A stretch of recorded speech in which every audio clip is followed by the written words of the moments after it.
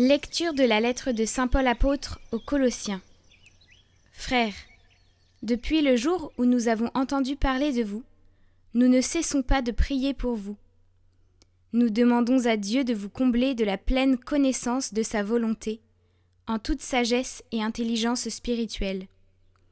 Ainsi, votre conduite sera digne du Seigneur et capable de lui plaire en toutes choses. Par tout le bien que vous ferez, vous porterez du fruit et vous progresserez dans la vraie connaissance de Dieu. Vous serez fortifiés en tout par la puissance de sa gloire, qui vous donnera toute persévérance et patience. Dans la joie, vous rendrez grâce à Dieu le Père, qui vous a rendu capable d'avoir part à l'héritage des saints dans la lumière. Nous arrachant au pouvoir des ténèbres, il nous a placés dans le royaume de son Fils bien-aimé. En lui, nous avons la rédemption, le pardon des péchés.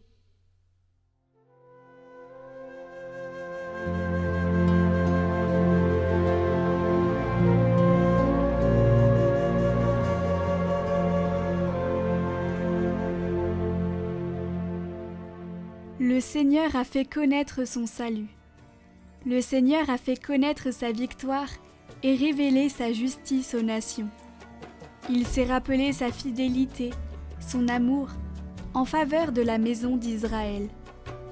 La terre tout entière a vu la victoire de notre Dieu. Acclamez le Seigneur terre entière, sonnez, chantez, jouez. Jouez pour le Seigneur sur la cithare et tous les instruments. Au son de la trompette et du cor, acclamez votre roi, le Seigneur.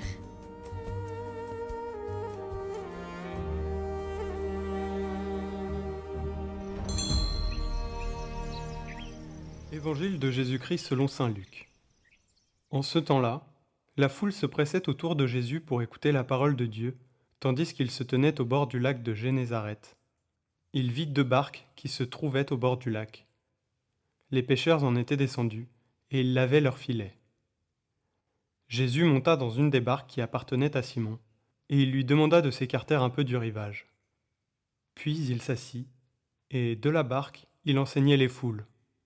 Quand il eut fini de parler, il dit à Simon : « Avance au large, et jetez vos filets pour la pêche. » Simon lui répondit : « Maître, nous avons peiné toute la nuit sans rien prendre. Mais sur ta parole, je vais jeter les filets. » Et l'ayant fait, ils capturèrent une telle quantité de poissons que leurs filets allaient se déchirer. Ils firent signe à leurs compagnons de l'autre barque de venir les aider. Ceux-ci vinrent, et ils remplirent les 2 barques à tel point qu'elles enfonçaient. À cette vue, Simon-Pierre tomba aux genoux de Jésus en disant : « Éloigne-toi de moi, Seigneur, car je suis un homme pécheur. » En effet, un grand effroi l'avait saisi, lui et tous ceux qui étaient avec lui, devant la quantité de poissons qui avaient été pêchés. Et de même, Jacques et Jean, fils de Zébédée, les associés de Simon.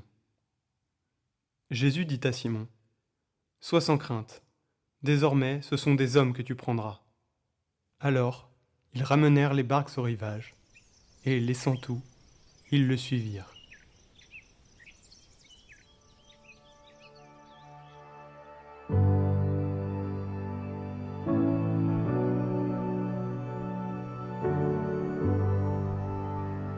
Je suis grandement redevable à Dieu, qui m'a accordé une grâce si grande que par mon intermédiaire, des peuples nombreux sont nés à nouveau pour Dieu.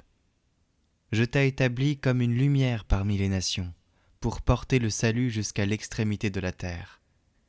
C'est ainsi que je veux attendre ce qu'a promis celui qui ne fait jamais défaut, comme il en donne l'assurance dans l'Évangile. Ils viendront de l'Orient et de l'Occident et se mettront à table avec Abraham, Isaac et Jacob.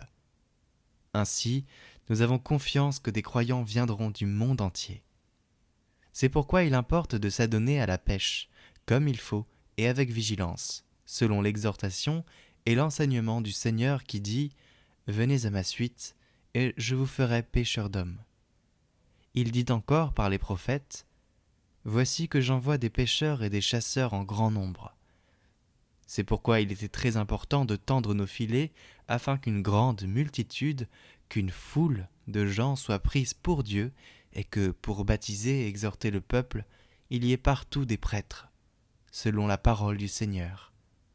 Allez donc maintenant instruire toutes les nations, les baptisant au nom du Père et du Fils et du Saint-Esprit, et leur apprenant à observer tout ce que je vous ai commandé. Et voici que moi, je suis avec vous tous les jours jusqu'à la fin du monde.